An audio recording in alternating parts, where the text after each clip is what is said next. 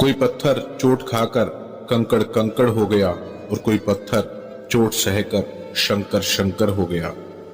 दोस्तों, मैं हरीश छाबड़ा आप सभी का तहे दिल से स्वागत करता हूं और हाजिर हूं एक छोटी सी कहानी के साथ। कहानी एक गांव के किसान की जो सुबह झरनों का साफ पानी भरने के लिए 2 घड़ों का इस्तेमाल करता। घड़ों को डंडे पे बांधकर कंधे पे लटकाकर घर लाया करता था।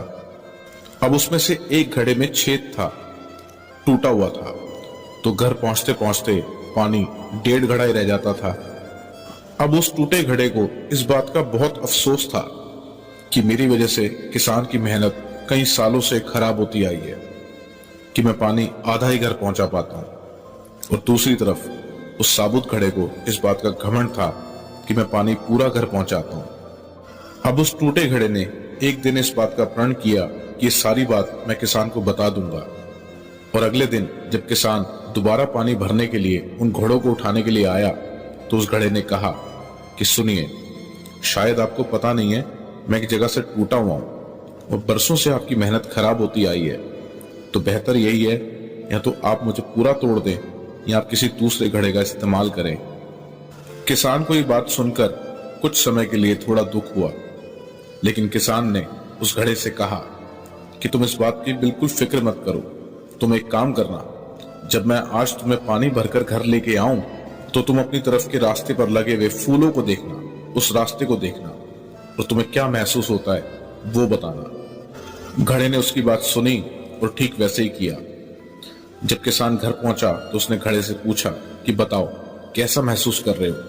तो घड़े ने कहा कि बहुत अच्छा महसूस कर रहा हूं, रास्ता बेहद खूबसूरत था, फूलों से भरा हुआ, खुशबू से भरा हुआ, लेकिन जब मैं अपने आप को देखता हूं तो इस बात का फिर अफसोस होता है कि पानी आज भी आधा घड़ा ही रह गया है। तब किसान ने कहा कि तुम्हारी इस कमी के बारे में मैं बहुत पहले से ही जानता था, इसलिए तुम्हारी तरफ के रास्ते पर मैंने फूलों के बीज बो दिए और धीरे धीरे तुम उसको सींचते चले गए, उस रास्ते को बेहद खूबसूरत बना दिया। तुम्हारी वजह से उन फूलों को मैं भगवान को अर्पण कर पाता हूँ, अपने घर को महका पाता हूँ, अपने घर को सजा पाता हूँ। किसान की ये बात सुनकर उस घड़े का आत्मविश्वास बहुत बढ़ गया। दोस्तों, इस छोटी सी कहानी के माध्यम से मैं आपसे सिर्फ इतना कहना चाहता हूँ कि अगर आप किसी की कमजोरी या किसी की कमी को ठीक नहीं कर सकते तो उसका मजाक भी मत बनाइए, ये बिल्कुल ठीक नहीं है।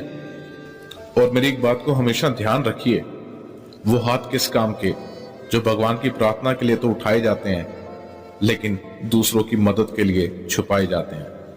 और ऐसी कहानियां मुझे इंस्टाग्राम पर भेजने के लिए आप मुझे डीएम कीजिए, लिंक नीचे डिस्क्रिप्शन और बायो में आपको मिल जाएगा। मैं हरीश छाबड़ा जल्द मिलूंगा आपसे एक नई स्टोरी, एक नई सीख के साथ। तब तक के लिए अलविदा।